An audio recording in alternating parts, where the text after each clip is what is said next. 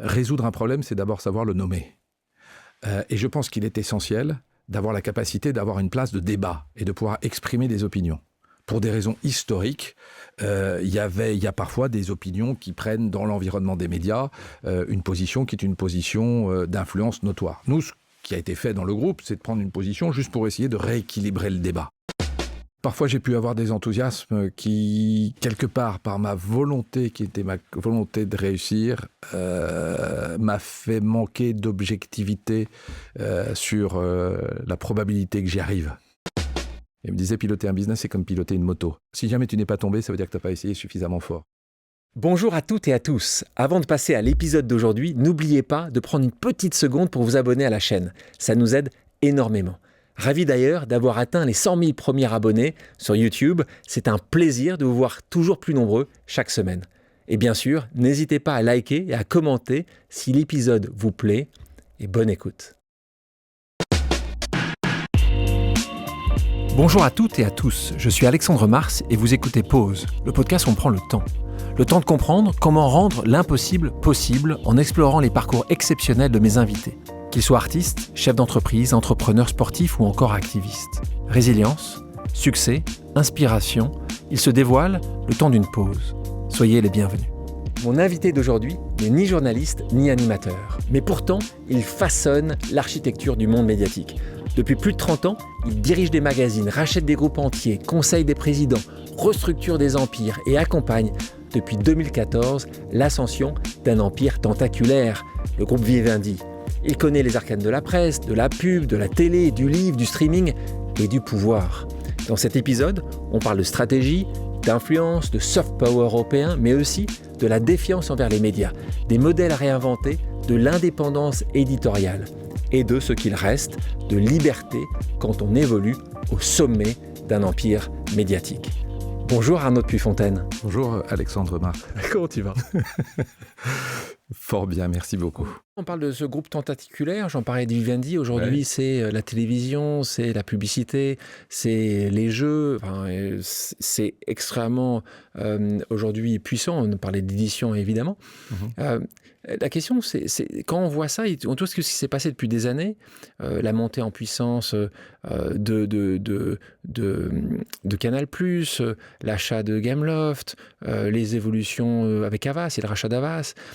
Tout ça, c'est vu parce que c'est stratégiquement vu depuis 2014.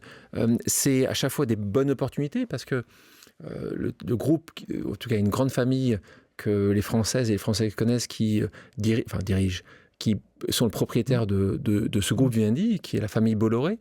Parfois, il a pu être vu avec Vincent Bolloré, qu'il était un expert du rachat, un entrepreneur financier qui va trouver à chaque fois une bonne opportunité, qui va arriver à gagner cette opportunité. Donc, est-ce que c'est vraiment une strate que vous avez depuis des années, ou à chaque fois, vous dites, tiens, là, il y a une opportunité, Lagardère, il y a une opportunité. Ou c'est un peu entre les deux ? Beaucoup de questions dans ta question. À la fin, c'est la dernière. Est-ce que c'est stratégique ? Est-ce que c'est opportunistique ? Tu as raison. J'aurais pu faire ça. C'est complètement stratégique. C'est complètement stratégique, c'est une vision. À l'époque, il y a 10 ans, parce que je fais ce job depuis un peu plus de 10 ans, c'est passé très vite, très très très vite. Mais c'est la vision de l'opportunité de créer un groupe industriel plurimédia dans des secteurs qui sont le secteur de la communication, de l'entertainment et de l'information, et de créer un champion européen. Il n'y a pas de champion européen. Si, il y a un champion qui est allemand, qui s'appelle le groupe Bertelsmann, et il y a une entreprise cotée Vivendi qui a vécu différents chapitres et qui crée une formidable opportunité. Et il s'avère qu'en 2014, date à laquelle j'ai rejoint le groupe, je suis rentré en France, j'étais avant dans un groupe américain, le groupe Hearst, c'est l'histoire de Citizen Kane, etc. Je suis arrivé pour 3 raisons. D'abord, le formidable projet de construire cette vision d'un grand groupe de médias d'origine française avec une ambition européenne dans un marché mondial. La deuxième chose, le fait de pouvoir travailler et construire ce projet stratégique avec un actionnaire qui est un actionnaire clé, corner shareholder, si je puis m'exprimer ainsi, pardon pour cet anglicisme, mais permettant de laisser du temps au temps et d'avoir la possibilité de construire cette histoire. Nous l'avons fait. Nous l'avons fait en ayant une capacité, et je l'ai toujours dit, Vivendi, entreprise du CAC 40 jusqu'à la mise en place de notre nouvelle organisation, peut-être dont je parlerai dans quelques instants, est un groupe dans lequel, dans le rôle de président du directoire, j'ai été protégé du risque que de temps en temps on voit dans le monde des affaires, qui est de prendre des décisions de court terme pour des résultats de court terme, mais qui peuvent mettre à mal la vision long terme de la création de ce groupe. Et Vivendi, quand je suis arrivé, on disait la musique est un secteur qui n'a aucun avenir. On voit que, avec grand plaisir, nous avons donné tort à ceux qui prédisaient la disparition de ce secteur, puisqu'aujourd'hui, c'est un des secteurs dans le secteur des médias, avec le streaming et les nouveaux usages qui explosent. Mais donc, cette vision est une vision stratégique. Il faut dire que vous étiez actionnaire important d'Universal Music. Nous étions le propriétaire d'Universal Music, on avait 100%, et c'est une maison qu'on a accompagnée, qu'on a redéployée grâce au streaming, et notamment à un certain Daniel Ek, et ensuite tous les émules qui ont été créés avec les streaming, fondateur de Spotify. Ça a été une réinvention du mode d'usage et des économiques autour de l'industrie de la musique. Et ça, c'est une vision que nous avions, et c'est le tandem management et l'actionnaire clé du groupe qui nous a permis de le développer. Mais si je t'arrête sur Universal Music, parce que je sais que c'était un de vos grands succès. Si on est sur tu parles économique, ça m'intéresse. C'est quoi l'évolution ou quel est le gain qui a pu apporter au groupe Vivendi votre aventure dans Universal Music? C'est un peu plus clair. Quelques millions, quelques... Ah non. Il y avait une évaluation de Universal Music aux alentours de 2013 qui était aux alentours de sum of the parts 7 milliards. Et le groupe Universal Music, dont nous détenons en direct Vivendi aujourd'hui encore 10%, qui a été coté à Amsterdam, a été coté le 21 septembre 2021 pour une valorisation de 45 milliards. Voilà l'histoire. Et donc, en 8 ans. Cette vision, absolument. Oui, tout à fait. 7 pour être très exact. 7 ans. Et vous aviez vendu une partie de votre participation. Alors, donc... ça a été coté, et puis ensuite, on a pu effectivement nous redéployer et accompagner les mutations. Parce que ce que nous avons vécu dans la musique et pourquoi il y a eu cette transformation, on le voit dans le livre, on le voit dans Canal+. Canal+, en 2014, est une maison qui était sous pression. C'est une maison qui avait... D'aucuns disaient que c'était fini la pay TV. D'aucuns disaient, dans notre environnement très bienveillant, qu'ils allaient faire de Canal+, Canal-. Là, les faits sont têtus parce qu'il y a eu un formidable travail qui a été fait par les équipes, et aujourd'hui, Canal+, dans son nouveau modèle de distribution, d'agrégation et de production, a une place à l'échelle internationale, est un groupe mondial et un groupe qui a beaucoup de projets, comme l'actualité le démontre. Mais je reviendrai sur ce point parce que tu as dans ta question, et je voudrais vraiment le préciser, c'est que moi, je suis aussi venu dans ce projet qui est formidable, et je suis très chanceux, pour travailler dans un environnement. Et Vivendi, sans l'actionnaire, qui est le groupe Bolloré, et sans Vincent Bolloré, qui a été le président du conseil de surveillance jusqu'à ce que Yannick Bolloré prenne la suite depuis 2018, donc Yannick est mon chairman. C'est la septième génération, hein. Yannick, c'est un groupe qui a plus de 200 ans et qui fait partie de ces groupes français, et j'insiste sur ce point, qui est une formidable chance pour un pays comme le nôtre, c'est d'avoir des bâtisseurs. Et je prends ça parce que ta question, il y a quelques minutes, qui était stratégie ou opportunité. J'aimerais bien que tu dises qu'il y a aussi un peu d'opportunité quand même. Non, mais la vie est faite d'opportunités. Merci, donc il faut quand même, voilà, c'est pas que stratégique, à 50 ans, vous voyez ce qui se passe. Est-ce que tu te dis aussi, il y a quand même des choses qui vont se passer. Est-ce que tu préfères papa ou maman? Là-dessus, c'est que non, les deux font un ensemble et ils font ce que tu es. Donc je pense que tu as une logique qui est une logique qui se complète. Quelle est pour toi, justement, la meilleure opportunité que vous avez réussi à saisir? Écoute, vraiment, pour moi, la transformation du secteur de la musique, qui est passé au tout début par le fait de dire on va investir et continuer à investir dans la recherche de talents, et on va investir dans cette transformation qui s'appelle le streaming, qui est une révolution, parce qu'il n'y a pas d'une évolution, une révolution. La musique, avant 2014, c'était 15 ans de déclin progressif. Et piratage. 85% de l'économie de la musique a disparu en l'espace d'une grosse dizaine d'années. Et donc, la capacité de soutenir, après l'effet qui a un peu amorti la chute, qui était iTunes et le downloading de contenu grâce à Steve Jobs. À $1 la musique, donc c'est coûté quand même très cher. C'est pas pour tout le monde. cette évolution du streaming, donc de plateforme, a bouleversé les modes de consommation et a fait en sorte qu'on est rentré dans une économie qui est une économie où on est passé de l'achat physique à de l'achat de services par abonnement, où on a un marché qui était concentré sur 5 pays dans le monde, qui s'est ouvert et c'est devenu un marché mondial, qui a permis de valoriser quelque chose qui s'appelle le catalogue, qui était uniquement utilisé dans un certain nombre d'éditions, de compilations, et qui est devenu... Moi, la première chose, quand j'ai acheté mon premier abonnement à une plateforme de musique, parce que maintenant il y a plus de 400 plateformes musicales dans le monde entier, mais Spotify, Daniel Ek, c'était au début, la première chose que j'ai faite, c'était de downloader le premier 45 tours que j'ai acheté à l'âge de 10 ans chez un disquaire Place Villiers, et qui était Sugar Baby Love des Rubettes. Et donc, toute cette valorisation du catalogue, plus une dimension est essentielle, bien sûr, et on l'a vu dans le développement des économies. Et puis, il y a une chose aussi super importante, et j'insiste un peu sur la musique, parce que je peux le développer dans tous les autres secteurs des médias, c'est la dimension de service. Moi, j'ai mes playlists. Quand je fais de la gym, j'écoute une certaine playlist. Quand je suis tout seul dans ma voiture, une playlist. Quand je suis avec ma femme, c'est une autre playlist parce qu'on n'a pas totalement les mêmes goûts musicaux.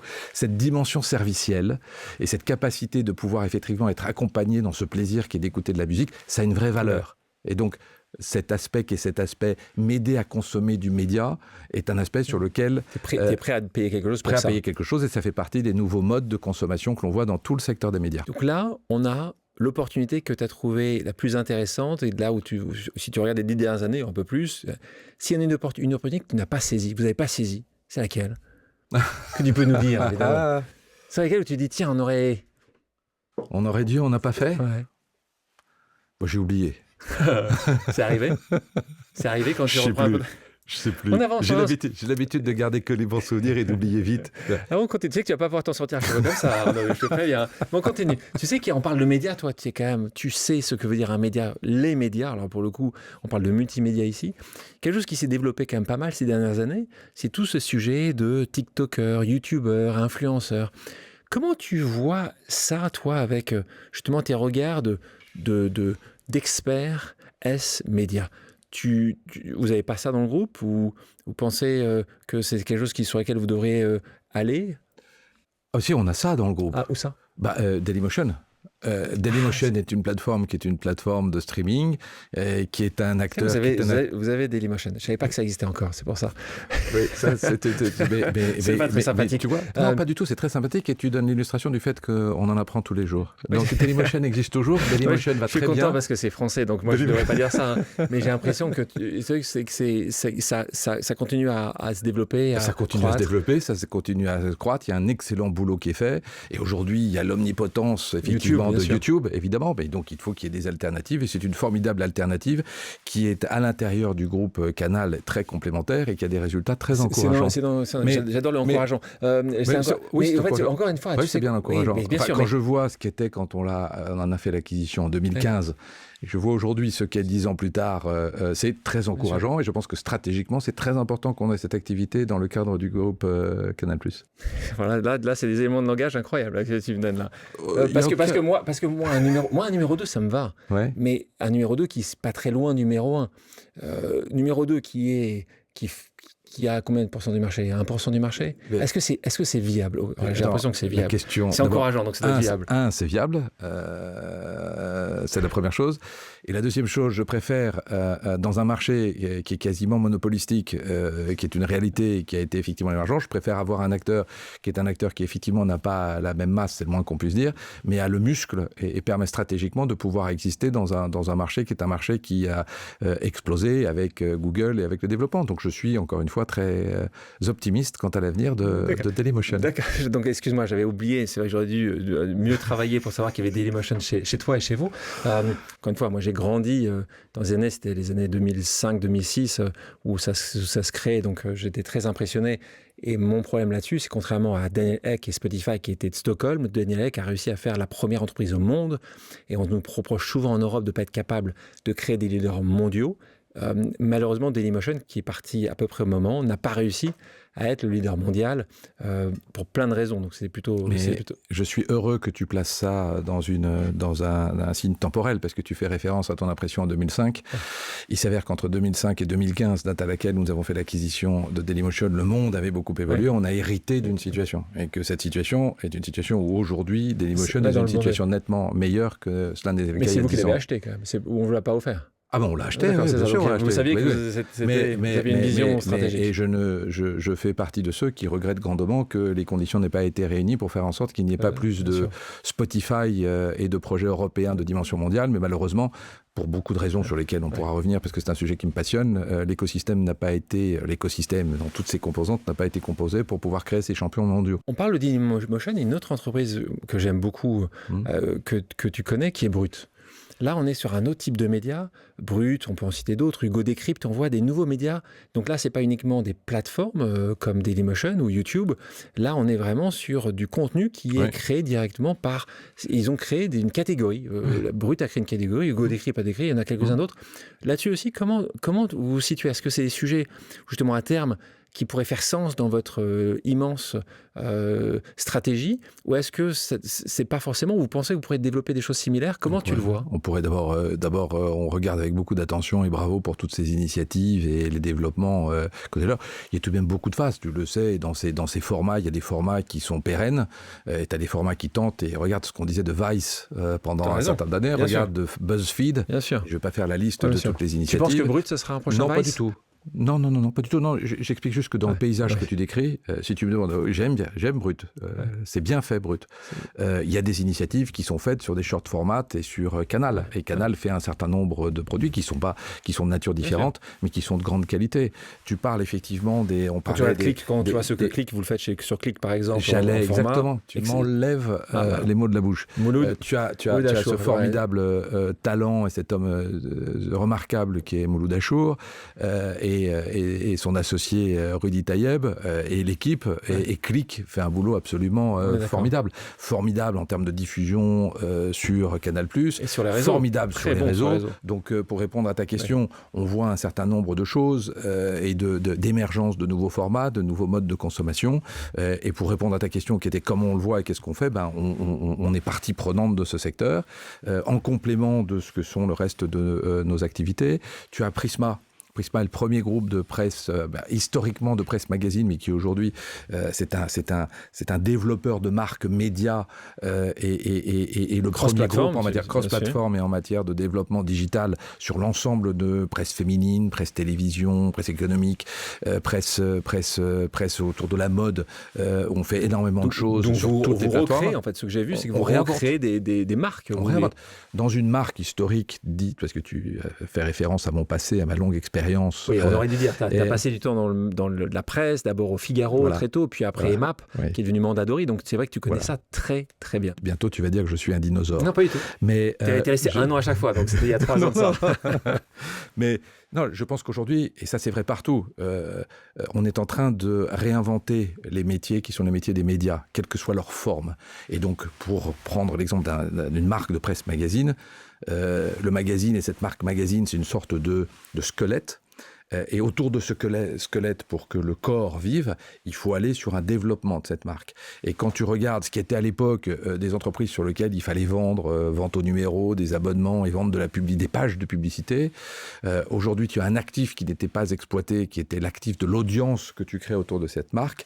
Et cette audience, quand tu développes les marques dans l'audiovisuel, dans la dimension du service, dans le brand to content, dans toutes ces nouvelles, dans la création d'événements, tu as une relation de confiance avec chacun des acteurs de cette audience et ce sont les nouveaux business models.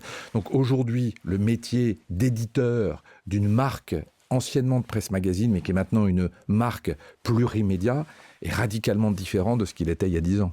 Donc aujourd'hui, on parlait tout à l'heure, la question centrale qui était est-ce que c'est plutôt une opportunité, une stratégie?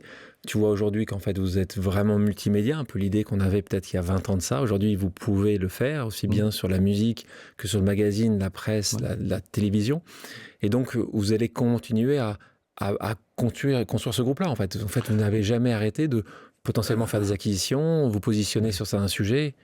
C'est un éternel recommencement dans la redéfinition de ce que nous sommes et ce que nous devons être pour pouvoir être en avance de phase sur les mutations tout à fait structurelles, parce que la technologie a radicalement changé la façon dont on consomme le média, quelle que soit sa forme, et puis ensuite de créer les conditions qui sont les conditions qui nous permettent de développer et de croître. Et c'est la raison pour laquelle Vivendi s'est réorganisé en décembre dernier, et de la société Vivendi, nous avons créé 4 sociétés indépendantes qui ont le même actionnaire de référence et qui sont des sociétés cotées chacune d'entre elles pour pouvoir leur donner, d'abord créer une valeur qui est une valeur qui leur permettront de pouvoir se développer, faire des acquisitions et avoir la capacité non plus de pouvoir se développer en séquentiel, si je puis m'exprimer ainsi, mais en parallèle. Pourquoi ? Parce que cette évolution du temps, des technologies, des usages crée des opportunités.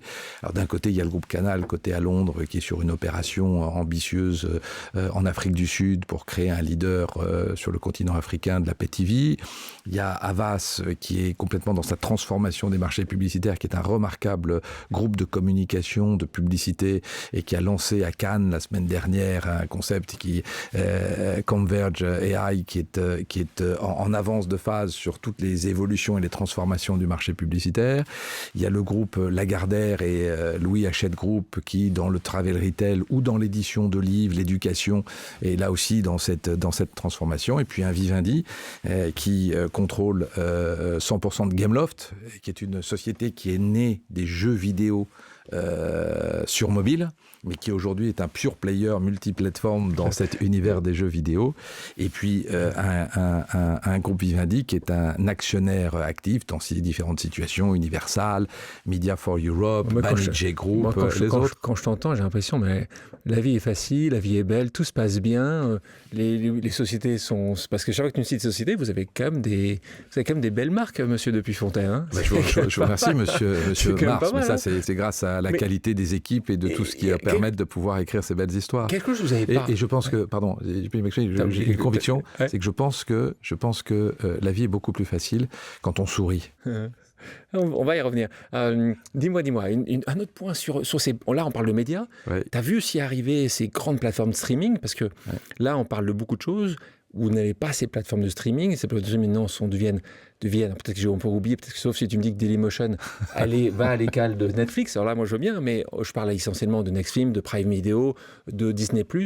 Toi qui les as vus apparaître depuis une dizaine d'années, est-ce que tu penses ça va continuer à se battre à centaines de millions d'euros, des abonnements qui coûtent de plus en plus cher?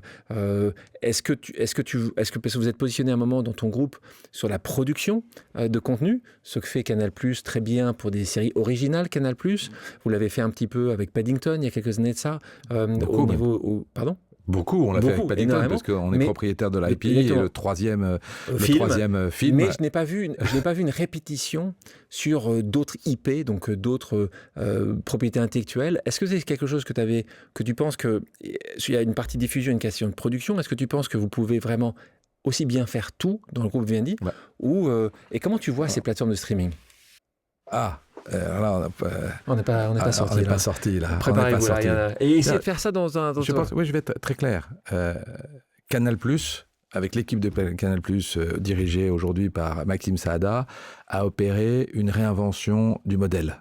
Une réinvention du modèle basée sur une évolution du métier du groupe Canal+, qui est un métier de diffusion, qui est un métier de production et qui est un métier d'agrégation. Parce que justement, l'arrivée de Netflix et ensuite les Disney+, les Max, les Paramount+, and so on and so forth, a créé effectivement un paysage énorme avec, dans le monde entier, une course qui est une course au nombre d'abonnés. Ça a changé les usages, ça a créé effectivement des abonnements mensuels que tu peux résilier et puis ensuite remettre en place.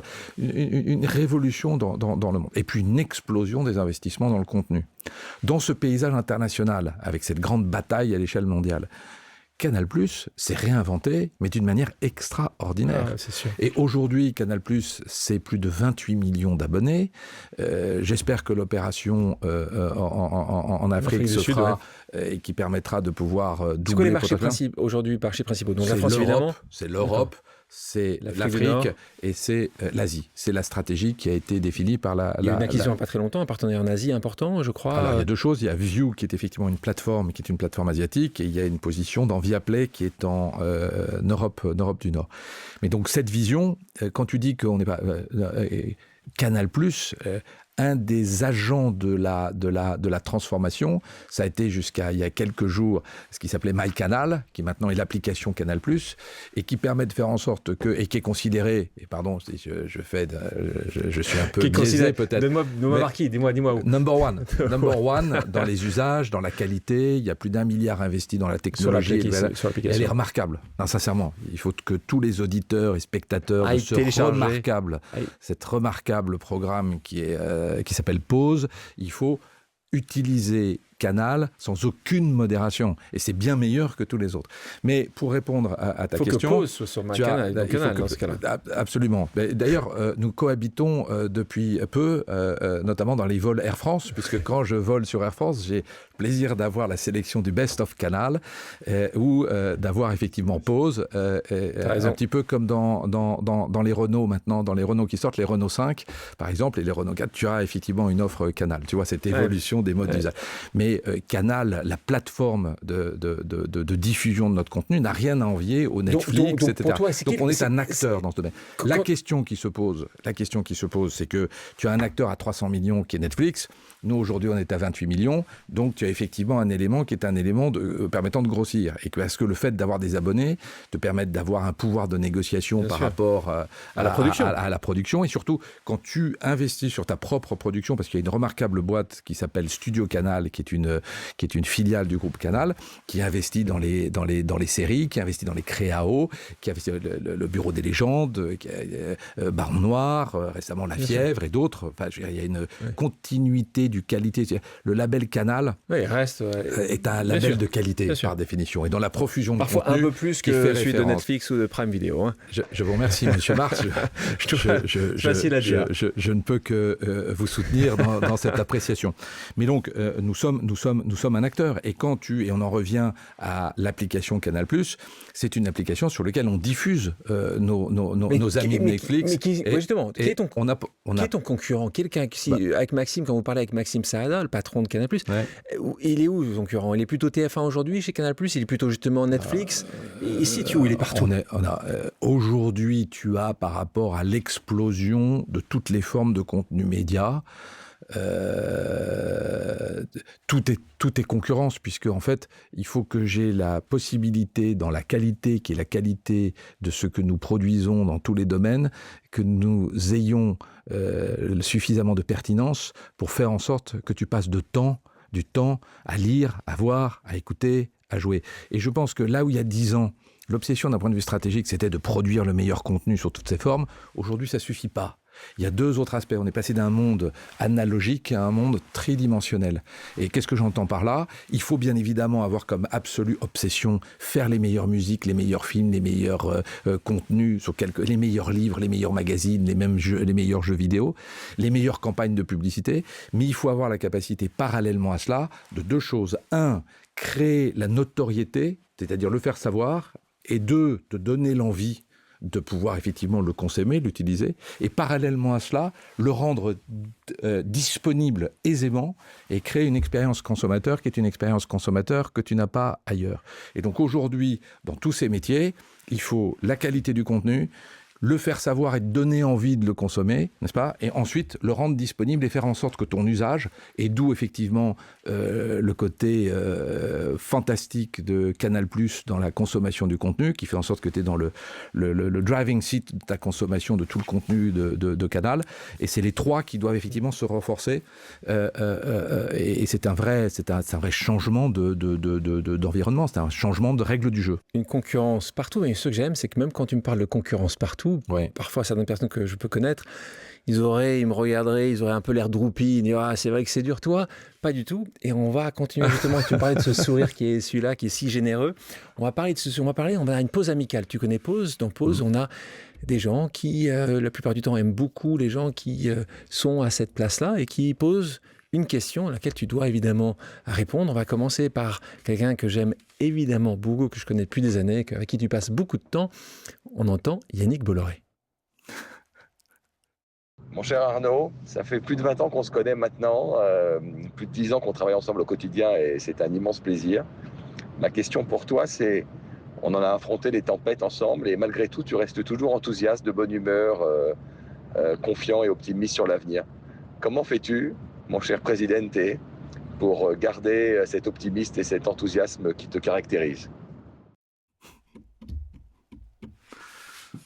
Je ne m'attendais pas à cela. T'es un peu je ému. m'attendais à cela. Oui, parce que je l'ai dit au début, pour moi, cette aventure est aussi une aventure humaine. Et j'ai beaucoup de chance. J'ai beaucoup de chance parce que j'ai la confiance, le soutien de Yannick, de Vincent, et que pour moi c'est une aventure qui est une aventure professionnelle bien sûr, mais c'est aussi, et je dirais presque surtout, une aventure humaine. Ça c'est la première chose. La deuxième chose, j'ai beaucoup de chance. J'ai beaucoup de chance parce que je garde le même enthousiasme dans ce passage de génération, si je puis m'exprimer ainsi. Et d'avoir la possibilité d'avoir la confiance des différents acteurs de cette famille et d'avoir la joie de travailler aux côtés de Yannick, c'est une vraie joie et qui à la fois est celle de l'expérience en commun, de la façon dont je me considère plus fort en ayant mon président comme interlocuteur et un vrai enthousiasme qui est un enthousiasme de pouvoir vivre tout ce que nous vivons au quotidien avec quel que soit, parce que c'est pas tous les jours facile, mais avec une capacité de tout surmonter. Et je confie. Et je voudrais juste rajouter quelque chose qui est très important pour moi, et je voudrais répondre à la question de Yannick. Bien sûr, ce comportement, il est la résultante de tout ce que je viens de dire. Mais il y a une autre chose. Quand j'ai pris mon premier job de CEO, j'ai dîné avec le chairman, Sir Robin Miller, c'était Emma PLC, c'est une société qui était cotée à Londres, une FTSE 100. Et la veille de ma nomination, il m'a donné 3 conseils. Le premier, c'était de considérer que je faisais de la moto à l'époque, lui aussi. Il me disait, piloter un business, c'est comme piloter une moto. Si jamais tu vas pas suffisamment fort, si jamais tu n'es pas tombé, ça veut dire que tu n'as pas essayé suffisamment fort. Donc c'est le goût du risque et la capacité parfois de prendre des risques et de ne pas avoir peur de prendre des risques. Et parfois ça marche pas. Mais si jamais, effectivement, tu n'es jamais tombé, ça veut dire que tu n'es pas allé assez fort. J'y crois beaucoup. Point numéro 1. Point numéro 2, il m'a dit, réfléchis et aux quelques personnes à qui, dans ta vie, tu vas donner un couteau et tourner le dos sans aucune hésitation. Voilà. Et que j'ai beaucoup de chance parce que je tourne le dos sans aucune hésitation. Pardon, cette image, elle est un peu belliqueuse, mais c'est-à-dire c'est la dimension de confiance, de loyauté, d'engagement et de plaisir de pouvoir aller à fond sans aucun état d'âme. Voilà, pardon, de manière un peu plus prosaïque, mais c'est vrai. Et le dernier, et j'en viens à cela, je crois que quand on a un rôle de dirigeant, quel qu'il soit, on a une responsabilité vis-à-vis de son environnement, vis-à-vis de ses collaborateurs. Et il m'a dit, à partir de demain, tu vas être un acteur. Et donc je lui dis, mais qu'est-ce que Robin, tu entends par là? Et il m'expliquait la chose suivante qui est tellement vraie. Le matin, quand tu arrives en bureau, la façon dont tu te comportes, la façon dont tu es qui tu es, a un tel impact sur les gens qui t'entourent, sur les équipes et de ce genre de choses, que même si tu es fatigué, même si de temps en temps tu aimerais te faire autre chose, même si tu as eu des contrariétés, voilà. Tu dois acter. Voilà. Tu dois c'est devenu... présenter. J'aime tellement ce que je fais, j'aime le faire avec les gens avec qui je le fais.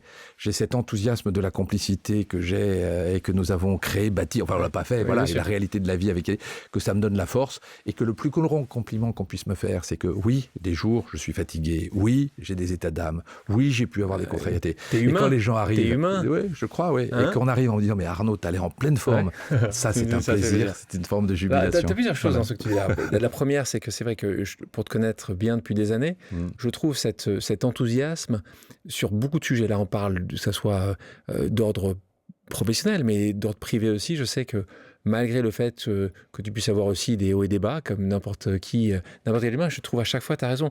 Soit on t'a appris à regarder toujours le verre à moitié plein et tu dis juste, il y aura quelque chose de beau et de bien à trouver de ça. C'est vrai que c'est quand même assez... ça ne m'étonne pas que Yannick ait bien vu ça chez toi. Merci Yannick pour ta question. Et quand tu as ces sujets-là, cette manière de penser, ta maison d'être, tu te dis, tiens... encore une fois, ton histoire est une histoire comme l'histoire de chacun d'entre nous. Elle est certainement pas linéaire. Toi, tes parents t'ont eu très jeune. Enfin, ils étaient jeunes. T'as grandi. T'as passé beaucoup de temps avec ton grand-père que t'aimes et ta grand-mère. Là, on parle de Maxime et Odette, dont t'as toujours été fan. Et malgré le fait que Maxime est parti, ton grand-père est parti assez jeune. À quel moment ça t'a fait regarder les choses différemment, peut-être avec un sourire plus au quotidien? À quel moment ces épreuves ont pu aussi te marquer? Qu'est-ce qui a fait qu'aujourd'hui, c'est vrai, souvent, ou très souvent, ou quasiment tout le temps, je te vois t'avances, tu as le sourire, tu dis, il y a pire, quoi. Écoute,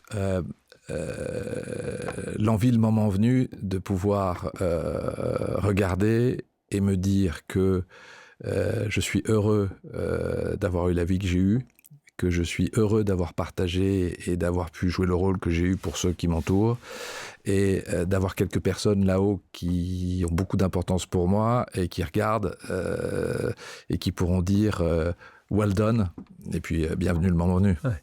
Tu crois Je crois beaucoup du côté bâtir sur des valeurs qui sont des valeurs essentielles. J'ai fait des erreurs, j'ai fait des bêtises. J'ai eu des échecs. Et oui, mais c'est toujours la capacité qui est la capacité. Et pour moi, il y a de pouvoir apprendre, de pouvoir sortir renforcer des erreurs que j'ai pu commettre, de pouvoir être là et de pouvoir partager, de pouvoir redonner à ceux qui m'entourent et de pouvoir bâtir. Voilà, je pense que je suis. Tu as réussi justement à partager, ou tu arrives à partager ces échecs, ces erreurs, que ce soit d'un point de vue professionnel, d'un point de vue personnel, des choses que tu aurais dû faire différemment. Est-ce que ça t'a appris, parce que souvent on grandit dans un monde où on doit donner une vision la plus parfaite possible. Je ne vais pas dire lisse, mais parfois parfait, c'est un peu lisse. Est-ce que toi, tu as réussi à petit à petit arriver à partager des choses qui sont difficiles, compliquées, où on est quand même dans ce modèle-là où on doit montrer qu'il n'y a rien. Non. Moi, l'Ubermensch, c'est pas du tout mon truc. Et la capacité de pouvoir partager ses expériences ou ses échecs ou ses erreurs, je le fais bien volontiers, sans aucune, et même avec plaisir, parce que pour moi, ça me permet de pouvoir partager une expérience et de faire en sorte d'éviter que de mêmes erreurs soient commises, et surtout de tirer avantage de ces erreurs pour pouvoir guider et donner la possibilité à celles et ceux qui... C'est mon rôle aussi de père de famille, par exemple. Et puis ce père de famille ne serait pas qui il est sans sa merveilleuse femme. Donc ça, c'est une équation. Bénédicte, qui est ta merveilleuse femme, pour le coup. Vraiment, c'est ta merveilleuse femme. Mais avant, on peut revenir sur Bénédicte, mais sur ces sujets d'échecs, déjà, tu me dis que tu aimes bien partager. C'est quoi l'échec que tu aimerais partager avec nous? L'échec, vraiment ton échec, ou l'erreur que tu as pu commettre depuis 20 ans? Parfois, j'ai pu avoir des enthousiasmes qui, quelque part, par ma volonté, qui était ma volonté de réussir, m'a fait manquer d'objectivité sur la probabilité que j'y arrive. Voilà. T'étais tellement passionné, t'étais tellement optimiste. Oui, que peut-être je me laissais entraîner par cet optimisme. T'as un exemple, un pays, par exemple? Oui, tu sais... J'ai vécu une aventure fantastique avec une équipe extraordinaire au moment de la création de EMAP en France. Et puis, pour plein de circonstances, un jour, la société a été vendue. Un groupe italien, c'était un groupe italien. Voilà.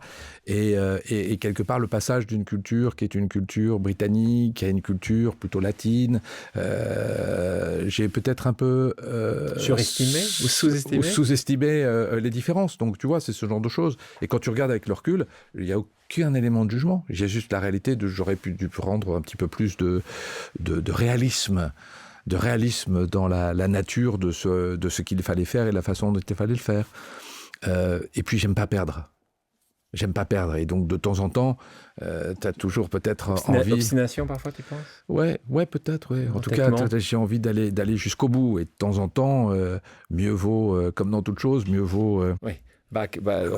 revenir et puis se concentrer là où on peut faire une vraie différence. Tu penses? Tu vois, récemment, chez Vivaldi, à l'époque, on a eu un formidable succès dans la musique, et à la même époque, on a essayé de faire une opération sur l'Italie, sur une société qui s'appelle Telecom Italia. C'était une aventure formidable, mais qui a été super difficile. Et bon, on a tiré... Tu as sous-estimé un petit peu le Landerneau italien? J'ai sous-estimé pas mal de choses. Je suis beaucoup plus fort maintenant.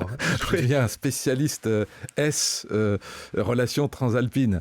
Mais on les aime. L'Italie est un pays extraordinaire que j'adore. Mais bien évidemment. Mais on revient sur la discussion. L'intelligence artificielle.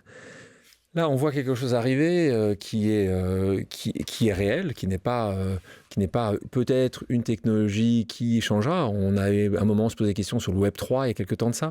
Là, c'est quelque chose qui est en train de changer les industries, une après les autres. Comment vous appréhendez ça au niveau du groupe ?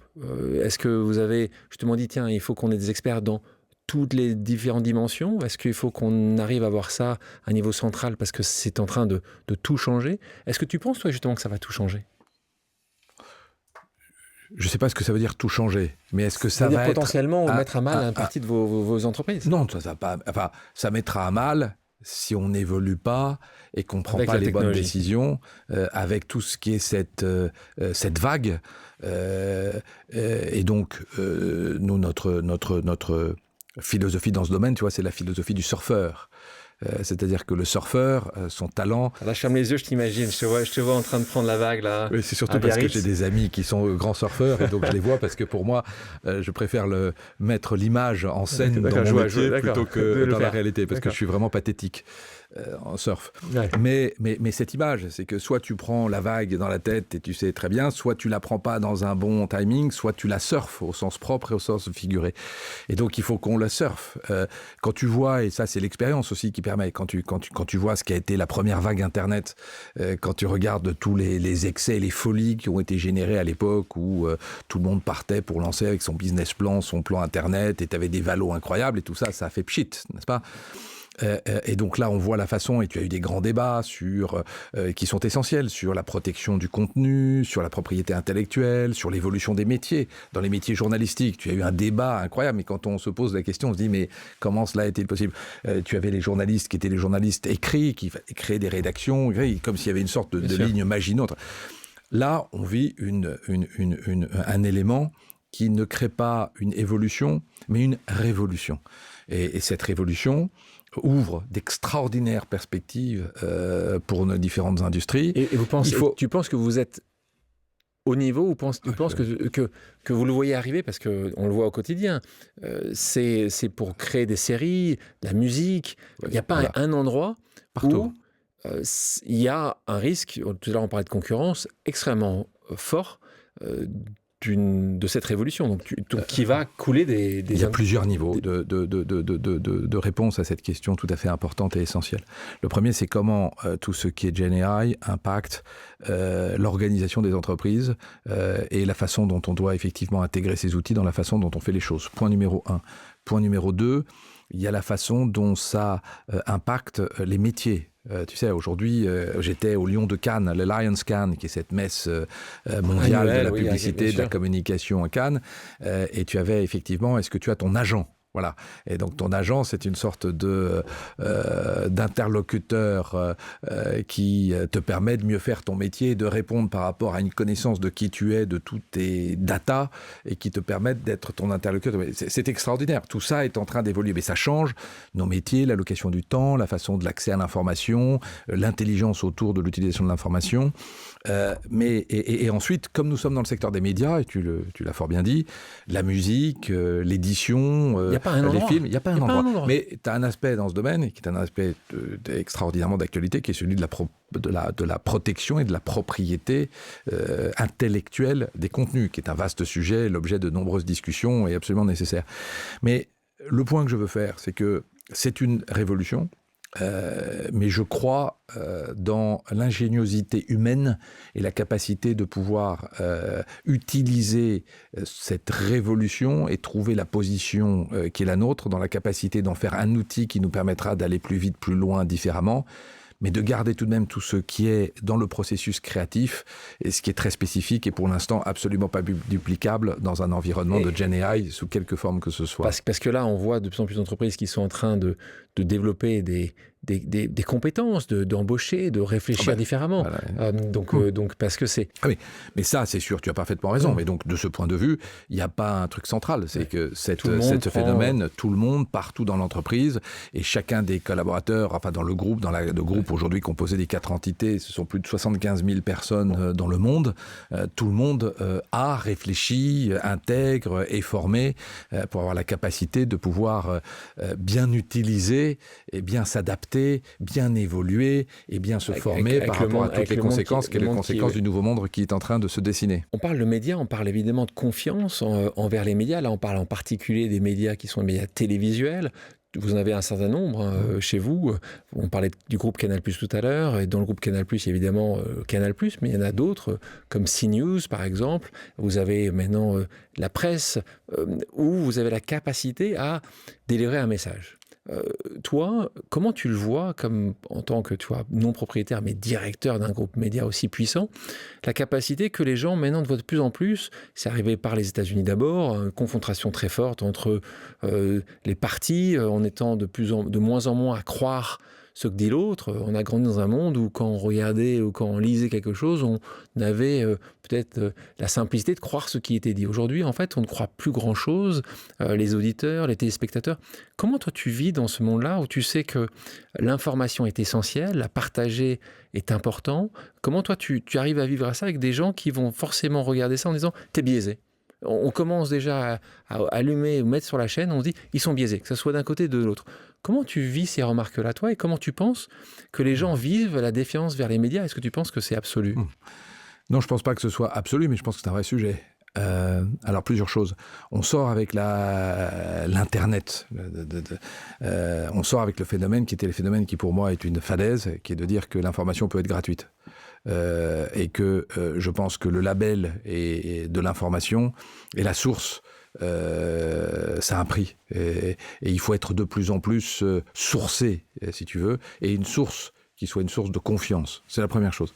La deuxième chose, tu as le phénomène par rapport aux vecteurs d'information, qui sont les vecteurs traditionnels de la télévision, la radio ou la presse. Tu as eu l'arrivée des plateformes. Et sur ces plateformes, tu as eu l'émergence, qui est une émergence où tu as 2 facteurs qui sont des facteurs nouveaux. Dans les médias, qui sont les médias dits anciens médias, n'est-ce pas, tu avais une responsabilité. L'éditeur a une responsabilité personnelle. Le directeur de publication est personnellement responsable de tout ce que les journalistes de son groupe écrivent. Même chose dans les télévisions ou les radios. Dans cette distribution d'informations avec les réseaux, tu as le statut qui est le statut de plateforme, qui est un statut qui n'a rien à voir avec le statut, donc tu n'as pas de responsabilité. Je suis le patron propriétaire de X, de n'importe quelle plateforme, je n'ai pas de responsabilité à titre personnel. Et 2, tu as quelque chose qui pour moi qui était quelque chose de pernicieux, voilà, je cherchais le terme, qui est celui de l'anonymat. Parce que la combinaison de la déresponsabilité de l'émetteur ou de la déresponsabilisation de l'émetteur avec l'anonymat fait en sorte que tu laisses effectivement une sorte d'anarchie par rapport à la qualité de ces informations. Et ça, entre le monde ancien des médias dits traditionnels et ces médias nouveaux, tu as un vrai choc. Ça, c'est la première chose. La deuxième chose, et ça a un impact. Ça a un impact sur la façon dont tu te formes une opinion, sur ton rôle de citoyen, et ça a un impact sur la société. Ça a un impact dans la relation entre le citoyen et le politique. Et quelque part, ça crée effectivement cette sorte de doute. C'est-à-dire que je ne crois pas dans ce que je vois, ou j'ai une opinion qui est formée par des sources qui sont des sources absolument pas légitimes. Et on voit l'impact que ça a dans les jeunes générations, dans la situation et dans la vie politique. Tu vois l'influence des uns et des autres sur des élections et ce genre de choses. Si tu mets à cela un monde de plus en plus complexe, une situation géopolitique dont on connaît la complexité. Et tu mets à ça une vraie problématique qui est la problématique du rapport aux politiques. Et dans chacun des pays, on ne va pas en faire la liste exhaustive, mais il y a des situations qui sont différentes, en commençant par le nôtre. N'est-ce pas? Quand tu vois aujourd'hui que tu as moins d'un Français sur 2 qui va mettre son bulletin de vote, ça te pose question tout de même sur le système et sur la légitimité du système. Ensuite, tu en viens dans ce contexte au rôle des médias. Moi, je pense que, si tu veux, résoudre un problème, c'est d'abord savoir le nommer. Et je pense qu'il est essentiel d'avoir la capacité d'avoir une place de débat et de pouvoir exprimer des opinions. Pour des raisons historiques, il y a parfois des opinions qui prennent dans l'environnement des médias une position qui est une position d'influence notoire. Nous, ce qui a été fait dans le groupe, c'est de prendre une position juste pour essayer de rééquilibrer le débat. C'est ce qui a été fait et qui soumet beaucoup de commentaires, beaucoup de diabolisation, d'archaïsme. C'est qu'il manquait, selon toi, une partie des gens n'étaient pas forcément informés l'angle n'était pas forcément donné à une partie de. Je pense qu'il y a beaucoup de sujets qui étaient mis sous le tapis, qui n'étaient pas adressés, que l'adressé était quelque chose. Pourquoi c'était pas adressé ? C'est le fruit d'une histoire et le fait que les choses n'étaient pas dites et qu'aujourd'hui tu te retrouves dans un schéma sur lequel il y a une très grande muscularisation des débats, qu'il y avait un certain nombre de sujets qui ne devaient pas être évoqués, que le fait de les mettre effectivement sur la table correspond à un vrai besoin. Et pourquoi je dis un vrai besoin ? D'abord, c'est essentiel par rapport à la défense des modèles démocratiques, parce que je pense qu'il faut pouvoir se dire les choses. Quand je vois la caricature d'un certain nombre de choses qui sont, ou de sortes de mono-voce dans un certain nombre de médias, ça c'est quelque chose qui amène à la catastrophe. Donc c'est bien de rééquilibrer les points de vue, c'est bien d'évoquer tous les sujets, il n'y a pas de sujet, il ne doit pas y avoir de non-dit, il y a une réalité, on peut être court, mais il y a les faits et ensuite il y a l'opinion.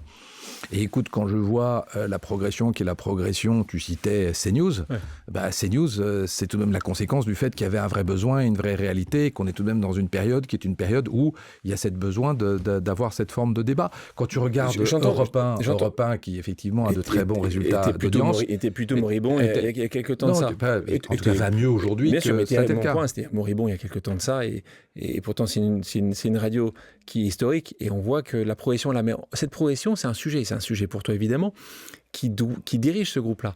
Mais il y a toujours cette question entre la responsabilité donc d'un message qui est porté et puis l'économie derrière ça. Pour toi, est-ce que tu peux, du moment qu'il y a une économie florissante, ou en tout cas en croissance, est-ce que tout peut être acceptable ou faisable ? Tu vois, quand moi, avec toi, mon angle, je vois des débats parfois menés par Hanouna, qui était chez vous encore récemment, enfin chez vous, dans ce grand groupe, tu dis juste, est-ce que c'est vraiment ça ? Alors tu me dis, il y a peut-être 1 million de Françaises et de Français qui veulent entendre ça. Est-ce que c'est ça que toi, quand tu as cette culture, cette vision, cette éducation, et pourtant, j'aime, encore une fois, donner de l'information au maximum de gens. Mais est-ce que c'est ça pour toi, la responsabilité ? Je comprends que ce soit un énorme succès, mais est-ce que c'est ça, selon toi, la responsabilité d'un média ? Alexandre, tu es tu en parlais chez M6, donc tu peux chacun a son opinion. D'abord, il a fait un excellent job, Cyril. Il a fait le succès de C8. Mais je sais pas ce que je dis. Je mets le contexte.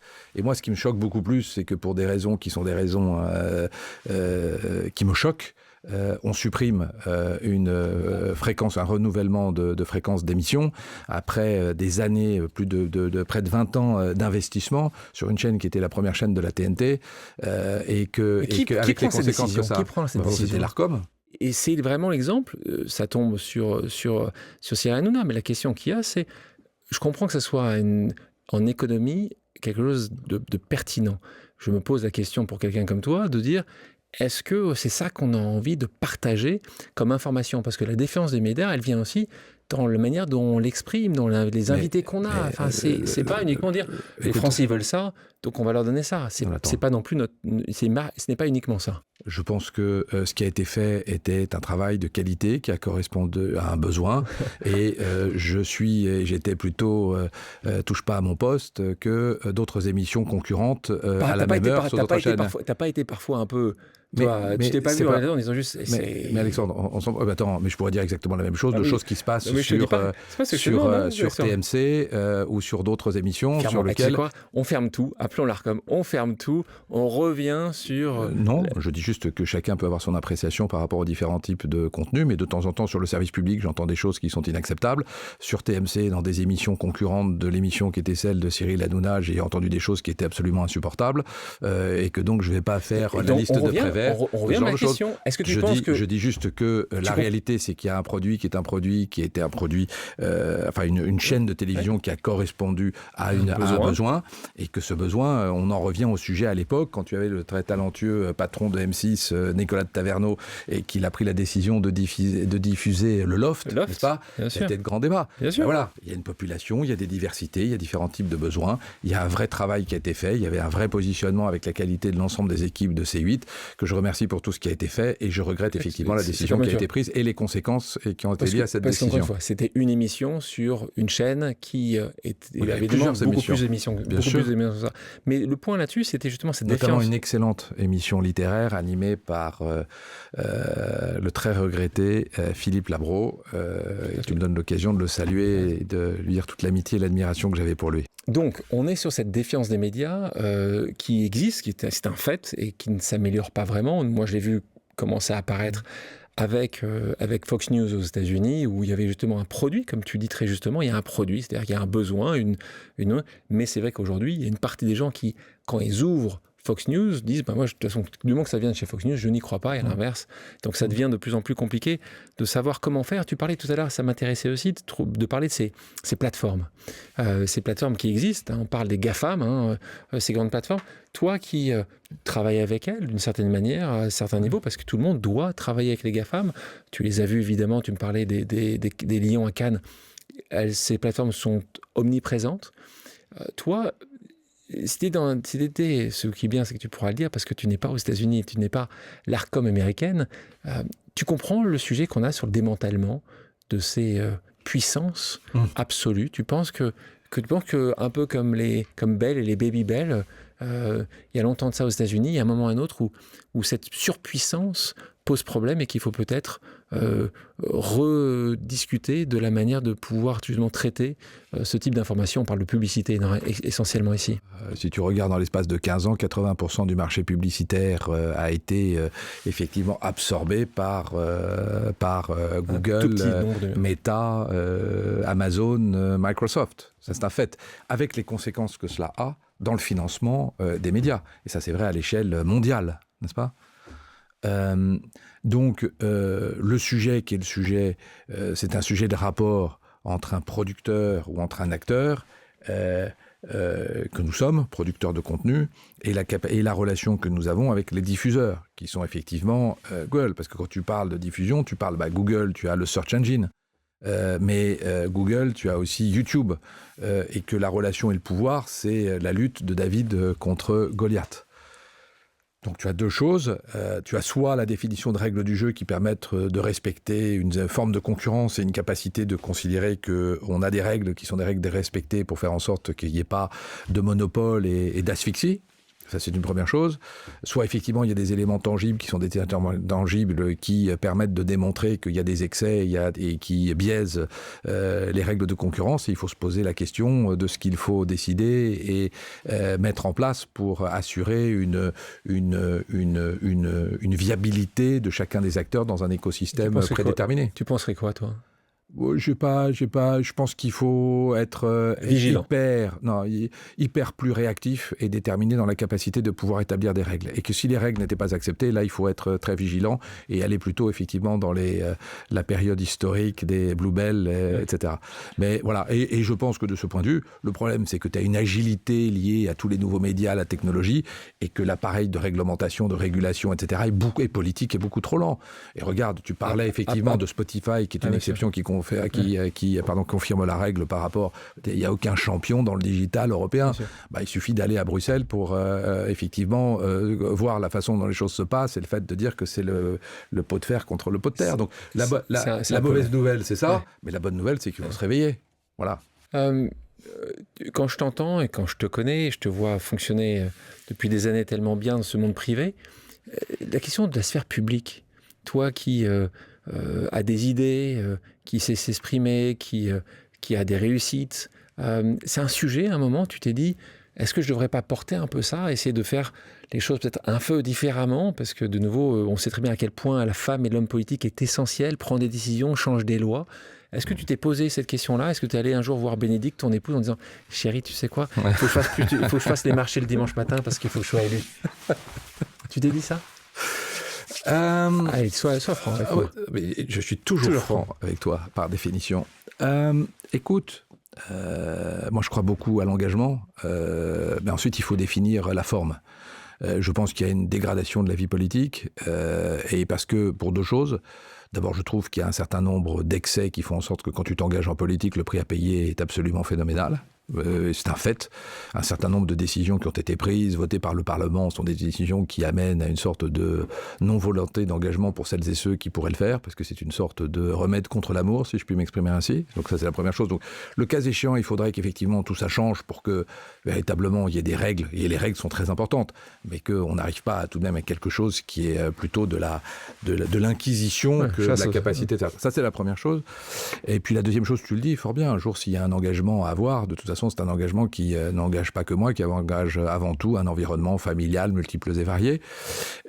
Et enfin... Mais t'auras envie, t'auras envie. De temps en temps, dans ce que je vois, etc., ça peut titiller, mais je suis heureux d'apporter ma contribution dans ce que je fais aujourd'hui.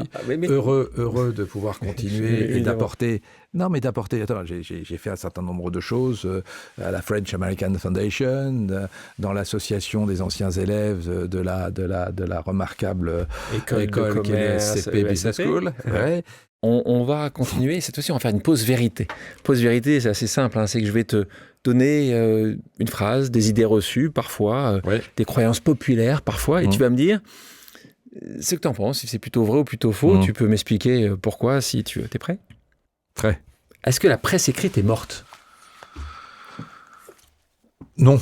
Ah, mais ce n'est pas un nom direct, hein, en tout cas. Non, c'est pas un nom direct, parce qu'elle est en pleine perturbation, elle est en pleine transformation, et elle est un phénomène d'attrition. Mais je pense que des nécessaires... Pardon ? Elle a un futur. Elle a un futur, oui. Ouais.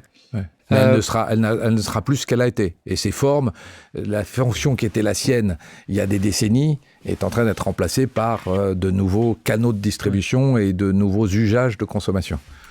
Mais il y aura toujours Harper Bazaar disponible dans un joli glossy paper et dont je recommande la lecture sans aucune modération. Le journalisme ne peut plus être totalement indépendant aujourd'hui. Absolument si. Ah, tu penses ? Ah oui, bien sûr. Le journaliste, il peut être indépendant. Bien sûr qu'il peut être indépendant. Bien sûr. Okay. Non mais les jeunes ne lisent plus rien. Si, ils lisent, mais ils lisent de manière très différente et il y a un vrai sujet sur la façon dont le cerveau et l'apprentissage, les questions se posent par rapport à la lecture et la confiance sur le contenu et les écrans versus... Donc, il y a un vrai enjeu néanmoins, qu'ils lisent différemment, ils lisent de manière verticale, un attention span qui est assez limité, et il y a un vrai enjeu, c'est de redonner le goût de la lecture. C'est le rôle des éditeurs, et c'est le rôle effectivement de la capacité de réengager. Il y a un très bon livre, qui est le dernier livre de Joël Dicker, et je recommande qu'il faut absolument voir, parce que c'est sur des thèmes très différents, et c'est un ouvrage, en tout cas la mission qui est la sienne, c'est d'expliquer l'importance dans l'éducation, la formation des jeunes, de la lecture et du partage familial. Est-ce que Joël Dicker est est dans un des éditeurs ou pas ? C'était dans une vie précédente. C'était Editis alors. Les réseaux sociaux ont fait plus de mal que de bien à l'information. Plus de mal. Ouais, d'accord. Pascal Praud est un bon journaliste. Oui. Ça c'était, au moins là, c'était tout à l'heure t'hésitais, là c'est sûr. Ah oui, parce que parfois il y a des questions qui sont des questions qui appellent à une certaine mise en perspective. Là, en l'occurrence, pour ce qui concerne Pascal, c'est un très bon journaliste, c'est un homme courageux, c'est un homme opinionated, dirait les... Il prend des positions. Il prend des positions et c'est très louable. Il est marqué. Il est pas marqué. Il fait juste son job. Et il a l'avantage de dire ce que beaucoup tout haut, ce que beaucoup pensent tout bas. Donc merci. On dit ça de Trump. Merci Pascal. On dit ça de beaucoup de personnes. Tu sais, il y a différentes façons dont ça peut s'exprimer. Donc non, je pense que Pascal est un homme qui est parfaitement raisonnable, qui a beaucoup de talent. Je lui transmets mon amitié et il fait un super job. Et je suis un spectateur et un auditeur attentif. Alors on va continuer cette pause vérité, mais en fait on va faire une association d'idées. Tu vas voir, c'est simple. Je te donne un mot, deux mots, et tu me dis la première chose à laquelle ça te fait penser. Tu vois, je te fais vraiment travailler aujourd'hui, t'as vu ? Je pensais que c'était une pause, mais enfin c'est une pause super active. Hein. Vincent Bolloré, premier mot qui te vient en tête. Grand entrepreneur et homme de conviction. ChatGPT. Oui. C'est très utile, hein, très pratique. C'est assez phénoménal. C'est phénoménal. Petite pression sur Alphabet et sur l'évolution à terme des search engines. C'est assez compliqué. Bénédicte. Assez est un British un British understatement. Bénédicte. Oui. Ah non, c'est pas oui. Merveilleux prénom. C'est pas oui, c'est pas ça que j'attends. Merveilleux prénom. Ah, c'est sûr. J'aime beaucoup Bénédicte. Voilà, elle va pas être contente. Si je suis sûr qu'elle va entendre ça, si j'ai dit Bénédicte, il m'a dit merveilleux prénom, je pense que là, tu rentres pas à la maison. Hein. Ça, tu vas pouvoir éraiser, ça. Il n'y a rien qui est érasé. Non. Bénédicte. Je reviens, tu sais, je suis... Bénédicte, éminemment importante dans qui je suis. Femme exceptionnelle. Maxime et Odette. Mes grands-parents. Ouais. Paternelle, c'est ça? Paternelle, oui, absolument. Et j'étais l'aîné des petits-enfants et Maxime a connu mon père quand mon père avait 4 ans parce qu'il a fait la guerre et était prisonnier. Il a ensuite, donc il a fait la connaissance de son fils à l'âge de 4 ans. Et ensuite, il n'a pas eu d'autres fils. Et donc, quand je suis arrivé dans la... J'étais le petit-fils. Et, transfert, en fait. Il a fait une sorte de transfert sur toi. Hein. Oui. Moi, je n'avais pas encore l'âge de faire un transfert, mais en tout cas, je l'ai adoré. Tu as passé beaucoup de temps avec lui. Il porte une grande responsabilité sur qui je suis. Et pourtant, c'est ce qui moi, m'étonnait. Tu l'aimes tellement et tu l'as tellement aimé que un de tes enfants porte son prénom, Maxime, que j'aime beaucoup également. Et ce qui, moi, m'étonnait dans cette histoire-là, c'est qu'en fait, ton grand-père est mort assez tôt. C'est-à-dire que vous avez créé une relation très forte, très, très rapidement, en fait, parce que je crois que tu avais à peu près 10 ans, je crois, quand il est parti. Ouais. Donc moi, tu vois, quand je l'ai vu, je savais vraiment ta relation avec lui, mais j'étais étonné sur cette période-là, qui est quand même assez tôt, entre 0 et 10 ans, et pourtant, tu vois, des années après, quand je t'en parle, je sens ce sentiment qui t'envahit, cette notion, tu vois, d'amour pur à ce moment-là. Oui, c'est merveilleux. Je n'ai pas grand-chose à ajouter. Ce que tu ressens est la réalité. Il n'y a pas une journée qui passe sans que je pense à lui. Et ça fait... C'est pas le cas pour tout. Enfin, moi, j'ai beaucoup aimé mes grands-parents. Ouais. Mais il y a une relation assez unique en une décennie qui a basé les fondations qui, par rapport à ce qui est mon moteur, est sans doute une partie très importante du moteur qui est le mien. Donc, on est allé assez vite parce qu'on a beaucoup parlé de Vivendi, de l'univers des médias. C'est vrai qu'on a assez peu parlé justement de toi, de la manière où tu as grandi. Tu viens d'une famille qui était plutôt aisée. Ton papa était directeur commercial, ta maman était femme au foyer. On parle d'un autre grand-père, qui est un grand-père qui est plus connu de Maxime, parce que tu avais un grand-père qui avait fait quand même, puisqu'il était, c'est là peut-être aussi un peu l'amour des médias, parce qu'à l'époque, il y a quelque chose qui s'appelait l'Aurore, qui n'existe plus. Non, l'Aurore a été rapprochée avec le Figaro, etc. Non, mais il a quand même été... Mais il a d'abord été à l'ORTF. Ouais, c'est ça. L'ORTF, l'Aurore, un groupe de presse qui s'appelait Femmes d'aujourd'hui. Et donc, il a fait de la télévision, il a fait de la radio, il a fait de l'écriture. Et il a été auteur aussi, puisqu'il a écrit un livre sur Jeanne d'Arc, il a écrit un livre sur l'amour.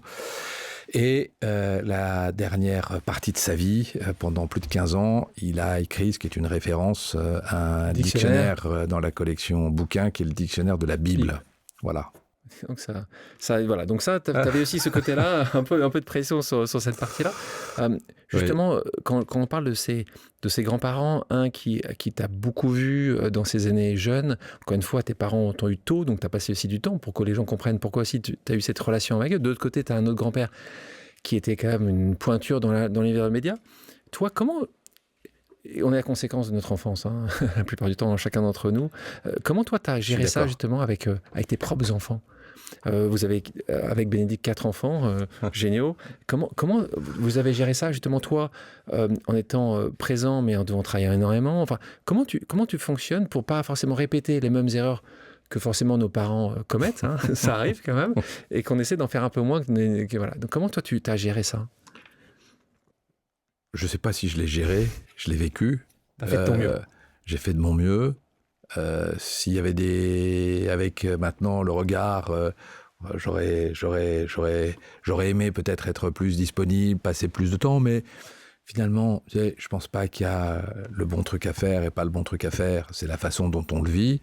Et encore une fois, j'insiste sur ce point, on a construit une famille avec Bénédicte, qui est une famille où tout ce que nous avons fait dans notre vie, dans notre cellule familiale, dans ce que je fais, moi je dis toujours, tu sais, moi je suis ce que je suis parce que ma femme, on a fait ensemble, hein, un élément très important. Et les enfants, bien sûr, il y a des choses qu'on a bien faites, des choses qui auraient pu être faites différemment. Moi, je suis super fier de mes enfants. Enfin, je les aime. Je suis fier de qui ils sont différents les uns des autres. Alice, Inès, Maxime, Quentin. Bravo. Je vis avec grand intérêt et grande implication et grande émotion tout ce qu'ils font, toutes les phases de vie dans lesquelles ils sont. Et je dirais que finalement, tu sais, quand tu considères, et c'est le cas, et tu vois, là, ils verront peut-être, sans doute, certainement, pause. Et je vais leur dire parce que ça va les faire rire. Et que, il n'y a pas de moment plus merveilleux que quand on est tous rassemblés. Et tu sais, le déjeuner dominical ou le moment de vacances, c'est le plus beau bonheur. Et ça veut dire que même s'il y a des trucs qu'on aurait pu faire différemment, etc., à la fin des fins, ça c'est chouette. T'es merveilleux parce que les gens ont pensé que tu as eu les questions au préalable, ce qui n'est pas le cas, parce qu'on va écouter une autre pause amicale. Et cette fois-ci, c'est une pause familiale, puisque je suis allé interroger les gens qui t'aiment de ta famille, et on va écouter Alice qui va te poser une question. Salut papa, c'est ton enfant préféré à l'appareil. Je te laisserai donc le soin de deviner qui c'est. J'ai une petite question pour toi. Je voulais savoir, on a la chance d'avoir une vie de famille bien remplie, d'avoir vécu beaucoup de choses tous les 6. Je voulais savoir quel était le moment que tu aurais le plus envie de revivre si tu pouvais. Voilà. Bon, malheureusement, j'ai dit quel était ton enfant préféré, mais c'est un jeu toujours des familles nombreuses. Hein. Moi, j'en ai 4 enfants aussi, ils jouent à ce jeu-là aussi assez souvent. Arnaud n'a pas d'enfant préféré, mais là, c'est la question d'Alice. Alors, c'est pour ça que ça répondait bien à ce moment que tu me parlais de ce déjeuner, ce moment ensemble. S'il y avait un moment où vous étiez tous les 6, tu fermes les yeux, tu dis, c'était où, c'était quand, c'était quoi? D'abord, ça, vraiment, je m'y attendais pas non plus. Donc ça, c'est un peu, là, mais est-ce que d'abord, ils sont tous merveilleux, et Alice, qui est donc l'aînée, le statut d'aîné, c'est un statut. On draft, première ligne. Les parents, on draft souvent le premier. Voilà. Hein. On fait de notre mieux, mais on draft. Et Alice, comme elle... c'est compliqué. Mais oui, je sens quand je te parle d'autres sujets, c'est plus facile. Là, on sent que t'as moins l'habitude, on va dire surtout. Non, c'est que c'est plus personnel, c'est plus. Ah ouais, voilà. Mais c'est ça aussi. C'est parfois, ça arrive hein. dans des moments de vie qui sont un peu, où tu prends beaucoup de choses sur le sens des choses, le sens de la famille, le rôle qu'elle tient, les marques que tu veux laisser, etc. Donc tu vois, bien sûr. Voilà. Mais l'élément. Le moment où tu t'es dit, tiens, cette plénitude qu'on arrive rarement à trouver, hein, un moment où parce que tout le monde a ses hauts et ses bas, nos enfants aussi. Il y a un moment, tu sais, où il y a un endroit... Les moments, ils ont été trop rares, et j'espère qu'on arrivera à gommer ce rare. C'est les moments familiaux passés dans un endroit privilégié en Italie, dans lequel on aime à se réunir, et on s'est réunis en différentes configurations, et le fait de se retrouver tous les 6 là-bas, c'est un secret. Alors si, c'est sur la côte amalfitaine. Okay. Voilà. On n'ira pas plus. C'est secret. Tu parlais tout à l'heure justement tu en parlais à l'instant, ces moments de vie douloureuses sur lesquels on passe, nous tous. Je sais que toi, tu as vécu récemment un moment difficile, 2 moments difficiles dans la perte de gens que tu aimais beaucoup. Toi, ta relation justement avec la mort, elle se situe comment? Elle a évolué avec le temps? Tout à l'heure, je comprenais un peu plus tôt quand on parlait de peut-être que, pas peut-être, tu les retrouveras. Toi, tu crois à la vie après la vie, toi? C'est pas un sujet pour toi, tu sais? J'ai aucun doute. T'as aucun doute. Alors, c'est même pas que tu crois, tu sais. Ah oui. Non, je sais, ce serait très prétentieux, mais je crois. Oui, je crois. Je suis croyant, et je crois à ça, et je crois au fait que je retrouverai le moment venu tout ce que j'aime. Je crois dans la capacité de bénéficier de leur leur accompagnement et de leur bienveillance. Et donc, ce rapport est un rapport le plus tard possible. Hein. Ouais. Voilà. Et justement, la relation à la perte des gens que t'aimes, à la mort, la mort, ça t'inquiète, justement, le fait que tu crois, ça devrait justement donner une dernière certaine distance. Moi, je fais partie des gens qui croient très fortement à la vie après la vie, ce qui me donne une distance par rapport à la mort. Je dis pas que, comme toi, j'ai envie de partir demain, mais elle m'inquiète pas vraiment.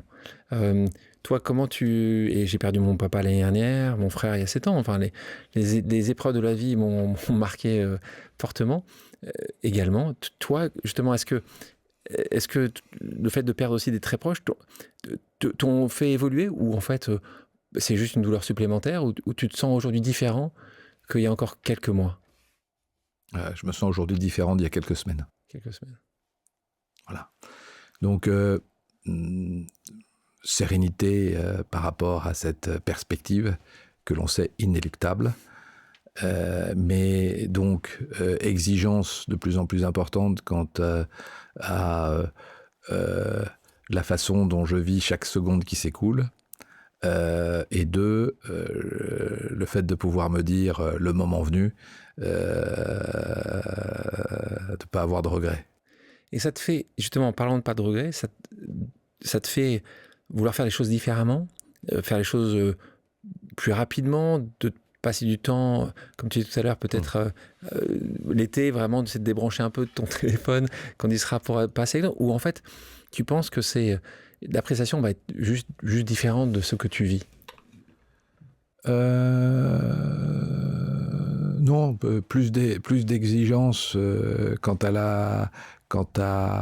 la façon dont je veux vivre les minutes qui s'écoulent, plus d'impatience vis-à-vis de tout ce qui peut faire perdre du temps ou créer des frustrations, un peu plus impatient peut-être, et plus de volonté de vivre les choses passionnément avec les gens que j'aime, et de pouvoir avoir un impact dans tous les domaines qui me permettent de pouvoir apporter une contribution et apporter ma petite pièce. Tu sais, il y a cette chaîne de supermarché Tesco qui a un claim publicitaire qui est « Every little helps ». Je suis un petit little et j'ai envie d'aider et d'apporter ma contribution, peut-être avec encore plus d'énergie et de volonté. J'ai beaucoup de chance parce que je suis très jeune, comme tu l'as dit, mais nonobstant l'âge qui est le mien, j'ai toujours la même énergie que quand j'avais 20 ans, et ça donne beaucoup de capacité de faire et d'envie. J'ai beaucoup d'envie. Là, on parle perso, si on revient sur le parcours, parce que c'est vrai, tu as parlé des maps, on a parlé rapidement, j'ai pas voulu faire une étape après l'étape, parce que c'est long et c'est chargé, mais on te trouve d'abord au Figaro, très vite, puis après Emap, Mondadori, Hertz en Angleterre, et puis là, c'est là 2014, c'est pour ça qu'on est allé assez vite. Sur la partie Vivendi, pour revenir un peu à ce qui fait ton quotidien depuis maintenant 10 ans, quand tu dis champion européen des contenus, c'est vraiment toujours ça reste un des sujets pour toi qui est essentiel. Tu penses parce que là on parlait tout à l'heure de l'Afrique pour Canal+, on voit que est-ce que tu crois beaucoup justement dans le monde aujourd'hui qui est de plus en plus challengé entre l'Europe et le reste du monde? Est-ce que tu penses que ça va être d'autant plus important qu'on ait des vrais leaders européens et que Vivendi en est un? Écoute, la réponse est définitivement oui. Je pense qu'on est dans un environnement sur lequel, dans ces métiers, par rapport aux technologies, on a des métiers et des industries qui deviennent de plus en plus mondiales, et que dans le secteur des contenus et des médias, il y a l'impact qui est l'impact local et l'impact global. On sait que dans le domaine des films, de la musique, tout ça est à la fois, c'est le terme global, n'est-ce pas, à la fois du global et du local. Je pense que le fait de pouvoir avoir dans nos différents métiers des acteurs qui permettent de pouvoir créer et accompagner un écosystème qui est un écosystème qui permet de développer, renforcer, alimenter l'existence d'une culture européenne, française, européenne et des différents pays par rapport à une sorte d'énorme succès et industrie très puissante aux États-Unis. C'est éminemment essentiel. C'est éminemment essentiel et important. Donc, il faut se battre pour ça. Il faut qu'on continue. Et puis qu'on soit assez pragmatique aussi, parce que parfois, je pense que, tu sais, en France, on a un peu le réflexe quasi pavlovien d'opposer les grands et les petits d'un secteur, en considérant que la créativité, elle vient que des petits et que les grands vont étouffer. Je pense que c'est une erreur d'analyse. Je pense qu'il est important d'avoir des acteurs grands, parce que quelque part, les acteurs grands, c'est en fait une confédération d'acteurs qui se sont regroupés sous la même bannière, et que, au même titre que tu le vois dans d'autres industries, et j'ai pas peur de parler d'industrie, parce que c'est même une réalité industrielle, c'est d'avoir effectivement un écosystème sur lequel tu as des piliers forts, et les piliers forts, ils sont renforcés par tous les indépendants et tout l'environnement qu'ils contribuent à pouvoir pérenniser, à développer, et il y a un enrichissement et enrichissement de contexte qui permettent la créativité, le développement, les initiatives, l'innovation, etc. Et donc, pour moi, c'est essentiel. Parce que tout à l'heure, on parlait d'un groupe européen, Bertelsmann, qui était le grand groupe avec vous européen. On voit que ce marché comme ce monde est très dirigé aujourd'hui plutôt par les États-Unis, un peu par la Chine, mais essentiellement par les États-Unis, par les groupes médias qui sont considérables du fait de nouveau la taille du marché et la capacité qu'ils ont à inonder rapidement le monde avec leurs produits. Si on parle de Vivendi, tout à l'heure tu as parlé de Canal+, qui est une marque, et tu as tellement raison, qui en 1984 révolutionne son industrie, se développe merveilleusement bien. Et puis c'est vrai, peut-être, comme ça peut arriver souvent, devient tâtonne ou se repose sur ce qui était son passé. Ce qui, moi, m'a toujours étonné avec Canal+, c'est que la marque, même des gens qui n'ont pas connu 84, parce que une grande partie des gens qui ont regardé Canal+, n'ont pas connu ces années 84, 80, on va dire jusqu'aux années 2000. Canal+, exceptionnel succès aujourd'hui européen, mondial, sur beaucoup de sujets. Donc tu as raison de citer évidemment son patron et ses équipes. Là, on parlait de Maxime Saada. Il y a un sujet quand même sur le sport, en particulier le football, parce que là, le sport, moi qui viens du Sud-Ouest, évidemment le rugby, Canal+, on a fait un produit exceptionnel. On le voit aujourd'hui, ceux qu'ils ont repris quand ils ont pris la F1 et d'autres. Sur le football, il y a eu quand même un loupé monstrueux de la part de la Ligue de football professionnel, en ayant pensé que Canal+ allait rien dire et en se faisant un petit peu complètement avoir, c'était il y a 3 ou 4 ans de ça, je crois, pour un lot qui était surpayé par rapport à ce que payait à l'époque, je crois que c'était Prime, je crois que c'était Prime. Et depuis 2 ans, depuis cette connexion qui ne s'est plus faite entre ton groupe et la Ligue de football professionnel, ça va de mal en pis. Tu penses que ça va de mal en pire, on va dire que là on est quand même au bas du bas, c'est compliqué de faire pire. Tu penses que ce championnat quand même, qui est le sport préféré des Français, doit quand même respirer et exister? Tu penses qu'il y a quand même une sortie par le haut, que ce soit à travers Canal+, tu penses que quand même on va pouvoir créer quelque chose? Je sais que toi tu as habité en Angleterre, tu es un fan d'Arsenal, tu vois ce championnat anglais. Est-ce qu'on peut pas quand même arriver à avoir, si tu parlais champion européen, mais d'avoir un vrai championnat français? Tu regardes ça comment? Tu regardes ça avec déception? Tu penses il y a une sortie autre que celle qu'on voit? C'est un sujet d'actualité, donc je vais être un peu général dans mes réactions, mes propos à ta question, et c'est piloté par les formidables équipes de Canal et par Maxime, comme tu l'as dit. Je pense que avant Prime Video et ce qui s'est passé avec la Ligue, tu as eu l'affaire Mediapro. Oui, Mediapro. Mediapro. Bon. Donc tu as un partenaire historique. Les escrocs, Mediapro, les escrocs. Tu as un partenaire historique, et puis ensuite, quelqu'un qui amène potentiellement, oui. Il y a eu des positions qui fait en sorte que Canal+ a été très maltraité, très maltraité. Voilà. Et que Maxime a fait le maximum pour créer les conditions qui permettent de pouvoir renouer, mais qu'arrive un moment où il y a des limites. Donc maintenant, il y a une nouvelle donne, etc. On verra. Moi, je fais partie des gens qui j'espère. Moi, j'ai cet espoir. J'ai cet espoir. Mais on va avoir tous les matchs au même endroit. Voilà, sans trop de piratage. Je sais que ça, c'est important pour vous. C'est essentiel. Le piratage est essentiel partout. Ça, c'est évident. Donc, on verra bien ce qui se passe. Mais moi, la réalité, c'est que Canal+ a un vrai savoir-faire, une vraie compétence, une vraie éditorialisation de ses équipes, de la passion avec lequel ils font ça, qui crée un spectacle. Et ça, tu le vois partout. Et que tu citais le rugby, quand je vois le travail qui a été fait avec le top 14 ces 10 dernières années, c'est exactement le schéma qui n'a pas été mis en place par le football français. Qui n'a plus été mis en place. La deuxième chose, n'hésitez pas à vous abonner à Canal, parce que la Champions League, elle est merveilleuse. La première ligue anglaise est exceptionnelle. Moi, je dis français, monsieur Depuis Fontaine. Vous qui venez de Franche-Comté, du français. La Formule 1 est totalement exceptionnel. Les motos Grand Prix est superbe. Oui, mais il n'y a pas beaucoup de... Mais à la base, Monsieur Mars. Oui, Monsieur de Puyfontaine, oui. On dit Puyfontaine, je crois. On dit pas de Puyfontaine, c'est ça. Tu as raison, Monsieur Mars. Tu as raison, Alexandre. Mais à la base, l'essentiel, c'est comment on recrée un produit et un spectacle qui permettent de pouvoir susciter et générer l'attention du plus grand nombre et de effectivement créer les conditions économiques qui permettent de créer un cercle vertueux. Donc faisons attention. Le spectacle. Bien sûr, le spectacle. La qualité du faisons spectacle. attention qui rachète nos clubs. Quand on voit ce que le président a fait de Bordeaux, Gérard Lopez a fait de Bordeaux, c'est inacceptable. Ce qu'on voit en ce moment à Lyon, c'est inacceptable. Et donc, il faut faire attention. L'argent ne fait pas tout, surtout quand, comme Mediapro, il y a quelques années de ça, ça n'existe même pas. C'est du virtuel. Faisons attention. On l'a beaucoup vu dans Internet, tu le sais très bien. Comme tu disais tout à l'heure, et ce pchit-là, c'est compliqué. Nous, on aimerait avoir... Moi, je rêve d'avoir à nouveau le beau Canal+, qu'on a connu, qui est aussi la Ligue 1. C'est bien. C'est quoi ? C'est bien aussi d'avoir des rêves.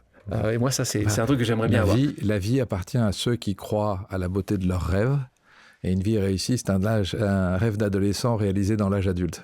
Donc avec ces deux combinaisons, à mon avis, l'avenir t'appartient. C'est bien. Merci. Là, je suis regonflé. Là, c'est une combinaison d'Alain Roosevelt et d'Alfred de Vigny. On arrive pas mal ce mix. On arrive à la fin de notre conversation. C'est le lac du Bourget. D'accord. On vient à la fin de cette conversation. Il y a quelque chose que Yannick Bolloré a dit un jour. Il a dit, et j'ai beaucoup aimé quand il a cité, il a dit le poste que tu as aujourd'hui serait probablement ton dernier job. Quand tu entends ça, toi, quand tu entends ça, parce que tu regardes, tu t'écoutes ça en disant juste, tiens, c'est beau, c'est puissant, tu comprends pourquoi tu te bats depuis 10 ans quand tu as quelqu'un qui dit ça. C'est quoi ta réaction ? Je suis forcément très touché et pour moi c'est le plus beau compliment et l'expression d'une envie mutuelle que l'on a de pouvoir continuer cette extraordinaire aventure. Donc ça me touche beaucoup. On va terminer par une dernière pause amicale, une pause amicale importante. Jamais 203. Non, mais évidemment, c'est important. Quelqu'un d'autre que tu évidemment apprécies beaucoup, puisque c'est un de tes meilleurs amis. On va écouter le patron du groupe Bell, Antoine Fievé. Hello mon bro, si tu devais laisser un dernier message à ton petit-fils ou ta petite-fille, ça serait quoi ? On voit qu'il te connaît. Oui, lui, jeune grand-père que j'embrasse, mon bro. Et donc... petite fille et petit-fils que je n'ai pas encore, donc j'ai un petit peu de temps pour réfléchir et écrire cela. Mais ça, c'est par rapport à ta propre histoire qu'il te demande ça, évidemment. C'est... Mon grand-père, Maxime, disait la chose suivante, les parents sont faits pour élever et les grands-parents sont faits pour profiter. Et donc... je dirais, c'est compliqué. Qu'est-ce que je dirais ? J'ai pas encore réfléchi à ça. Venez me voir. On va profiter de la vie ensemble. C'est ce que tu as vécu, c'est ce que tu as fait avec Maxime et Odette. J'aimerais effectivement être un grand-père dont un jour ils pourront parler comme je peux parler de ceux et de celui principalement qui a une telle influence sur moi et qui je suis. Et donc je ne sais pas qu'encore Antoine comment je l'exprimerai, mais en tout cas je ferai en sorte d'imaginer que qui je serai et ce que je vivrai et ce que je bâtirai avec eux permettra un jour d'être dans la continuité de ce que mon grand-père Maxime de Puyfontaine a créé dans cette formidable complicité que nous avons bâtie ensemble lors des 10 premières années de ma vie. C'est ce qui est très unique. Arnaud, pour terminer, 2 questions pour toi. Une pause que tu aimes faire aujourd'hui, elle se situe où cette pause ? Où ce serait si demain j'ai envie de faire cette pause ? C'est quel endroit du monde ? Ça se passe quand ? Où ?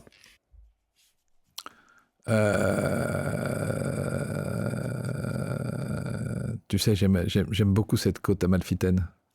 Je l'aime beaucoup cette mais on peut pas avoir l'endroit. En tout cas, on est en Italie. Je l'aime beaucoup. Voilà, on est en Italie. Et l'odeur du basilic, les tomates gorgées de soleil, la mozzarella très bonne. Voilà, Dernière question. Toi qui maintenant a vécu cette expérience, cette pause à mes côtés, à qui tu la conseillerais? J'espère que tu la conseillerais. À qui tu dirais, tiens, va voir Alexandre, viens discuter avec Alexandre. Ce serait qui la personne que tu penses que je devrais inviter?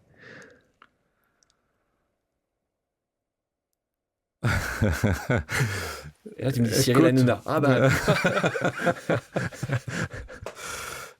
Non, mais je vous inviterai à dîner pour qu'on puisse passer un bon moment tous les trois. Écoute, j'aurais, à vrai dire, j'aimerais avoir la possibilité dans le cadre de différentes pauses, de pouvoir être la pause amicale, avec comme invité un Yannick Bolloré, et puis peut-être après comme invité un Antoine Fievet, et puis tu pourrais terminer avec une Alice de Puyfontaine. Je pourrais ainsi leur renvoyer la balle avec beaucoup d'affection, beaucoup d'amitié. Arnaud? Et beaucoup de sentiments. Ouais, d'amour, ça, on le sait. Arnaud, merci beaucoup pour ton temps. Merci pour cette pause. Elle était très particulière et la première fois un moment précieux. Oui, ça va? Ça va, c'est pas ce que tu savais pas à quoi t'attendre. Au moins maintenant, écoute, le bonheur de cette pause, c'est qu'elle est Maintenant je sais. C'était une belle et bonne pause dans l'absolu et tu l'as rendue très particulière et je t'en remercie. Merci Arnaud. Merci Alexandre. Merci à toutes et à tous d'avoir pris le temps de faire une pause avec nous. J'espère que l'émission vous a plu, inspiré ou fait réfléchir. Si c'est le cas, je compte sur vous pour le partager avec vos proches, laisser un commentaire et mettre la note de 5 étoiles sur les plateformes d'écoute. Si vous voulez me suggérer des invités ou simplement me faire part de retours, vous pouvez me contacter via LinkedIn en tapant Alexandre Mars ou bien m'écrire à l'adresse suivante, le podcast pause@gmail.com.